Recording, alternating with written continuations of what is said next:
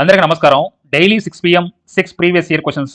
So మనం రోజు కూడా 6 ప్రీవియస్ ఇయర్ క్వశ్చన్స్ డిస్కస్ చేసుకుంటున్నాం. ఈ రోజు డే 14 14వ రోజు.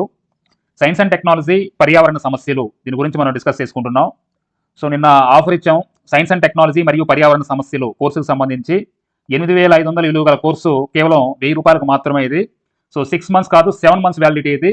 సో ఇందులో ఓవర్వ్యూ క్లాసెస్ ఉంటాయి, స్టాటిక్ క్లాసెస్ ఉంటాయి, పీడిఎఫ్ నోట్స్ ఉంటుంది, అలానే ప్రీవియర్ ఇయర్ క్వశ్చన్స్ ఉంటాయి, అలానే ఆన్లైన్ గ్రాండ్ టెస్ట్ ఉంటుంది. ప్రతి ఆదివారం కూడా 50 మార్కులతోటి గ్రాండ్ టెస్ట్ వివరణ ఉంటుంది. ఈ రోజు ఆదివారం కాబట్టి గ్రాండ్ టెస్ట్ 1 అనేది మీకు యాప్లో పెట్టడం జరిగింది. అందరూ కూడా వెళ్ళి రాయొచ్చు. సో ప్రతి ఆదివారం కూడా 50 మార్కులతోటి గ్రాండ్ టెస్ట్ ఉంటుంది. ఓకే, సో ఈ రోజు కూడా పిఐబి ఇయర్ అండ్ రివ్యూ 2025 గురించి మనం చెప్పుకుందాం. ఇందులో ministry of environment, forest and climate change చాలా చాలా ఇంపార్టెంట్ అండి. ఇవన్నీ కూడా అప్డేట్స్, ఇవన్నీ కూడా మీకు సైన్స్ అండ్ టెక్నాలజీ. సో మీరు రాయబోయే ఎఫ్బిఓ, ఏబిఓ, ఎఫ్ఎస్ఓ, అలానే రేపొద్దున పడబోయే గ్రూప్ 1, గ్రూప్ 2 వీటన్నిటికి కూడా ఉపయోగపడుతుంది. సరే, ఫస్ట్ మనం చూడండి, మొదటి ప్రశ్న చూద్దాం. Blue flag certification. సో దీని గణాంకాలకు సంబంధించి క్రింది వాటిలో ఏది సరైంది? మనకి మొత్తం కూడా 4 ఆప్షన్లు ఇచ్చాడు. 8 తీర ప్రాంత రాష్ట్రాలు మరియు 4 కేంద్రపాలిత ప్రాంతాల్లో 18 బీచ్లకు లభించింది. అలానే 7 తీర ప్రాంత రాష్ట్రాలు మరియు 4 కేంద్రపాలిత ప్రాంతాల్లో 18 బీచ్లకు లభించింది. ఇట్లా మనకి 4 ఆప్షన్లు ఇచ్చాడు. మీకు సేమ్ ఏపీఎస్సి ఎలా ఇస్తుందో అలానే మీకు క్రియేట్ చేశాను ఇక్కడ. సో దీని ఆన్సర్ ఏంటి ఫస్ట్ మీరు గమనించండి. ఏమైంది అనుకున్నారు ఆన్సరు? చూడండి, దీనికి సంబంధించి భారతదేశంలో ప్రస్తుతము 18 బ్లూ ఫ్లాగ్ సర్టిఫైడ్ బీచ్లు ఉన్నాయి. గుర్తుపెట్టుకోండి, 18, 18. 7 తీర ప్రాంత రాష్ట్రాలు, అలానే 4 కేంద్రపాలిత ప్రాంతాలు. మొత్తం మీదుగా కూడా 7 తీర ప్రాంతాలు ఏంటి? గుజరాత్, మహారాష్ట్ర, కర్ణాటక, కేరళ, తమిళనాడు, ఆంధ్రప్రదేశ్, ఒడిస్సా. వీటిల్లో ఏ బీచ్లకి బ్లూ ఫ్లాగ్ సర్టిఫైడ్ వచ్చిందో మనం చూసుకోవచ్చు. ఆంధ్రప్రదేశ్లో ఋషికొండ బీచ్కి సంబంధించి బ్లూ ఫ్లాగ్ సర్టిఫైడ్ అనేది ఉంది. ఇది గుర్తుపెట్టుకోండి. అలానే 4 కేంద్రపాలిత ప్రాంతాలు ఏంటి? డామన్ డయ్యు, అలానే పుదుచ్చేరి, లక్షద్వీప్, అండమాన్ మరియు నికోబార్ దీవులు. సో వీటిల్లో మనం బీచ్లు గుర్తుపెట్టుకోవాలి. ఓకే, సరే, ఇప్పుడు దీని ఆన్సర్ ఏంటి? 7 తీర ప్రాంతాలు, అలానే 4 కేంద్ర ప్రాంతాల్లో 18 బీచ్లకి లభించింది. సో ఇది మనం గుర్తుపెట్టుకోవాలి. ఓకే, తర్వాత నెక్స్ట్ చూడండి. సో ఇది మనం దేని నుంచి మనం ఈ యొక్క క్వశ్చన్ అనేది మనం క్రియేట్ చేసాం, నేర్చుకుంటున్నాం అంటే పిఏబిలో ఇయర్ అండ్ రివ్యూలో మనకి చాలా నీట్గా ఇచ్చాడు. చూడండి, 2025-26 సీజన్ నాటికి భారతదేశంలోని 7 తీర ప్రాంత రాష్ట్రాలు, అలానే 4 కేంద్రపాలిత ప్రాంతాల్లో మొత్తం కూడా 18 బీచ్లకి బ్లూ ఫ్లాగ్ సర్టిఫికేషన్ లభించింది. ఇదే కదా మనం చెప్పుకుంది. Very very important. ఓకే, తర్వాత నెక్స్ట్ రెండో ప్రశ్న చూడండి. మిస్టీ, ఈ పథకాన్ని మీరు వినే ఉంటారు. ఈ మిస్టీ పథకాన్ని ఏ కేంద్ర బడ్జెట్లో ప్రకటించారు? చాలా చాలా ఇంపార్టెంట్ మిస్టీ అనే పథకం. సో మిస్టీ కార్యక్రమం గురించి మనకి పిఏపి ఇయర్ అండ్ రివ్యూలో ఇచ్చాడు. ఇది మడ అడవుల పునరుద్ధరణ కోసము ఈ కార్యక్రమం అనేది చేపట్టారు. 2025లో 4,536 హెక్టార్ల విస్తీర్ణము పునరుద్ధరణ కిందకి తీసుకురాబడింది. అలానే 2025లో ఎన్ని కోట్లంట? 46.48 కోట్లు విడుదలయ్యాయి. మొత్తం కూడా దీని ద్వారా 22,560 హెక్టార్లు క్షీణించిన మడడువులు ఇప్పుడు వరకు పునరుద్ధరించబడ్డాయి. ఓకే, అసలు ఈ మిస్టీ కార్యక్రమం అనేది ఏ కేంద్ర బడ్జెట్లో ప్రకటించారు అని ఇదే కదా అడిగింది. సో దీని గురించి మనకి అప్డేటెడే కానీ పిఏబి ఇయర్ అండ్ రివ్యూలో దీని గురించి స్టాటిక్ అనేది ఇక్కడ కింద రాయలేదు. సో అందుకని స్టాటిక్ నేర్చుకుందాం మనం. చూడండి, ఇది కూడా మీకు పిఏబిలో నుంచే తీసుకోబడింది. ఇది కూడా కేంద్ర బడ్జెట్ 2023-24లో mangrove initiative for shore line habitats tangible income. So MISHTI దాన్ని ప్రకటించింది. సో కాబట్టి దీని ఆన్సర్ ఏంటి? 2023-24. ఇదే కదా ఆన్సర్ 3, 2023-24. అలానే ప్రకటించడం ఒక ఎత్తు అయితే దీనిని మరి ఎప్పటి నుంచి స్టార్ట్ చేశారు? అదే కదా. చూడండి, పర్యావరణ, అటవీ, వాతావరణ మార్పుల మంత్రిత్వ శాఖ ఈ మిస్టీ ఈ కార్యక్రమాన్ని ప్రపంచ పర్యావరణ దినోత్సవం సందర్భంగా జూన్ 5, 2023 ప్రారంభించింది. చాలా చాలా ఇంపార్టెంట్. ఓకే, సో ఇది కూడా రాసుకోండి. జూన్ 5, 2023. ఓకే, ఇది గుర్తుపెట్టుకోండి. సో స్టార్ట్ చేసింది జూన్ 5, 2023, ప్రకటించింది 2023-24 కేంద్ర బడ్జెట్లో. ఓకే, తర్వాత నెక్స్ట్ చూడండి. సో ఈ మిస్టీ గురించి మనం ఇంకా తెలుసుకుందాం, స్టాటిక్ విషయాలు తెలుసుకుందాం. చూడండి, ఇప్పుడే మనం చెప్పుకున్నాం. సో ప్రారంభం కేంద్ర బడ్జెట్లో 2023-24 కేంద్ర బడ్జెట్లో ప్రకటించారు. అలానే దీన్ని ఎప్పుడు స్టార్ట్ చేశారు? 2023 జూన్ 5న స్టార్ట్ చేశారు. అలానే దీని యొక్క లక్ష్యం ఏంటి? భారతదేశ తీర ప్రాంతాల్లో ఏవైతే మనకి వెట్లాండ్స్ ఉంటాయో, మ్యాంగ్రూవ్స్ ఉంటాయో వాటి యొక్క పెంపకాన్ని ప్రోత్సహించడము, అలానే తీర ప్రాంత రక్షణ. మరి ఇలా చేయడం వల్ల ఏంటి? తీర ప్రాంత రక్షణ అవుతుంది. అలానే ఆ తీర ప్రాంతాల్లో ఉండే ప్రజలు స్పష్టమైన ఆదాయాలు పొందగలుగుతారు అలా చేయడం వల్ల. అలానే జీవ వైవిధ్యం, పర్యావరణం కూడా మనకి సో మనం ఇది సేవ్ చేసినట్టు ఉంటుంది. ఓకే, ఇది దీని యొక్క లక్ష్యము, ముఖ్య ప్రయోజనాలు. ఓకే, సో నెక్స్ట్, భారతదేశంలో ప్రస్తుతము ఎన్ని రామ్సార్ సైట్లు ఉన్నాయి?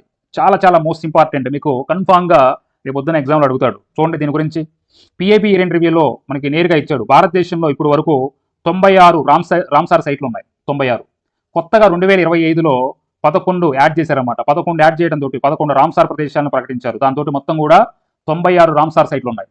అలానే ఇంకా ఏం రాసుకొని వచ్చాడు చూడండి. భారతదేశంలో మొట్టమొదటి రామ్సార్ గుర్తింపు పొందిన చిత్తడి నేల నగరాలు, వెట్లాండ్ నగరాలు ఏవైతే ఉన్నాయో వాటిని సో ఇక్కడ ప్రకటించడం జరిగింది. ఉదయపూర్, అలానే ఇండోర్, వెరీ వెరీ ఇంపార్టెంట్. అలానే భారతదేశము ఆసియాలోనే అతిపెద్ద రామ్సార్ నెట్వర్క్, అంటే 96 రామ్సార్ సైట్లు ఉన్నాయి. సో కాబట్టి ఆసియాలో ఎక్కువ రామ్సార్ సైట్లు కలిగి ఉన్న దేశము మందే ఫస్ట్ అనమాట, భారతదేశం మొట్టమొదటిది. సో అలానే మరి సైట్ల సంఖ్య పరంగా ప్రపంచవ్యాప్తంగా కనుక చూసుకున్నట్లయితే 3వ అతిపెద్దది, అంటే ప్రపంచంలో 3వ అతిపెద్ద దేశం రామ్సార్ సైట్లు కలిగి ఉన్న దేశం.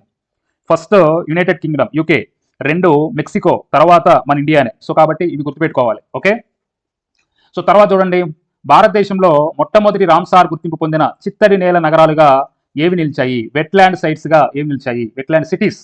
ఓకే, సో చూడండి చాలా చాలా ఇంపార్టెంట్. ఇంతకు ముందే మనం చెప్పుకున్నాం, ఇక్కడే కదా మనం చెప్పుకుంది. చూడండి ఉదయపూర్, అలానే ఇండోర్, ఇది గుర్తుపెట్టుకోవాలి. ఉదయపూర్, ఇండోర్ ఎక్కడుంది, ఇది ఉదయపూర్ మరియు ఇండోర్, ఇది గుర్తుపెట్టుకోవాలి. ఓకే, అలానే రామ్సార్ సైట్ల పరంగా ప్రపంచవ్యాప్తంగా భారతదేశం ఎన్నో స్థానంలో ఉంది, ఎన్నో స్థానం 3వ స్థానంలో.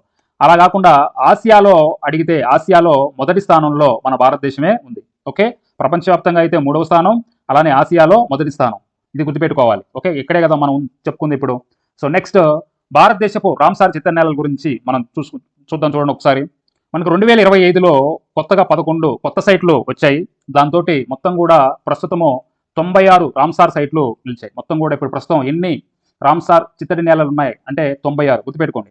సో ఆసియాలోనే అత్యధికంగా మన దేశంలోనే ఉన్నాయి.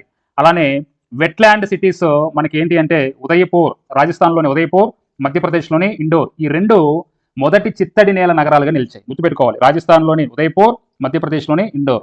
ప్రపంచంలో మన ర్యాంక్ ఎంత రామ్సార్ సైట్లో, 3వ అతిపెద్ద నెట్వర్క్ కలిగి ఉన్నది. ఓకే, ఇది మనం గుర్తుపెట్టుకోవాలి.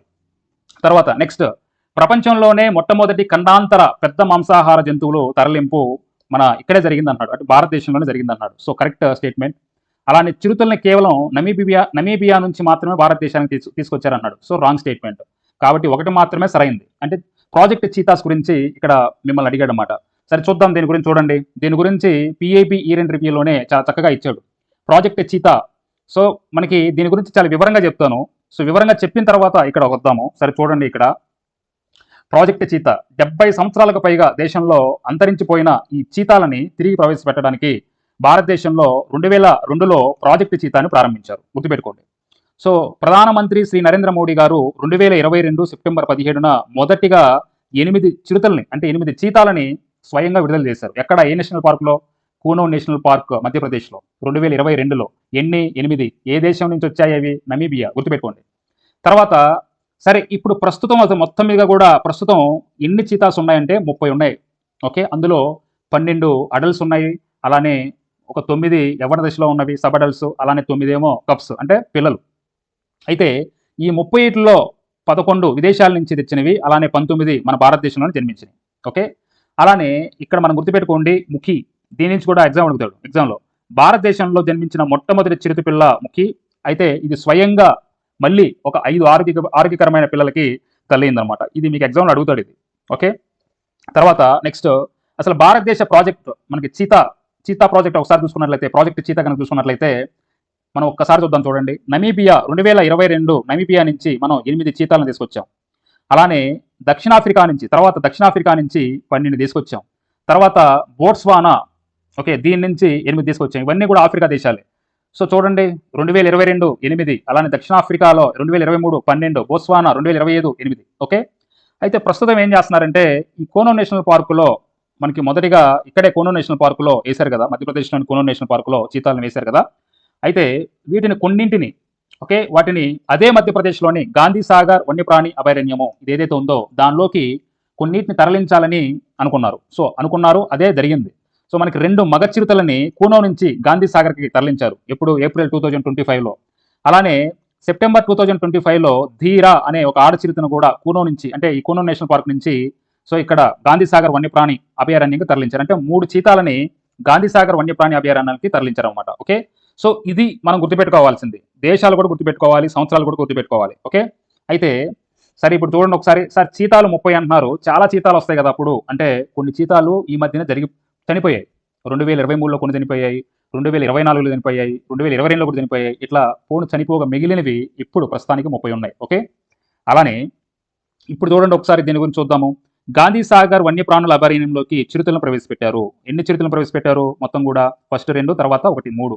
అలానే భారతదేశంలో జన్మించిన 19 పిల్లలతో సహా మొత్తం చిరుతల సంఖ్య ఇప్పుడు ఎన్ని? మొత్తం కూడా 30. సో అలానే బోట్స్వానా నుంచి మొత్తం కూడా ఈ మధ్య 2025లో ఇప్పుడే కదా మనం చెప్పుకుంది 8 చిరుతల్ని మనం తీసుకొచ్చాం. ఇది దీనికి సంబంధించి. ఓకే, ఇలా గుర్తు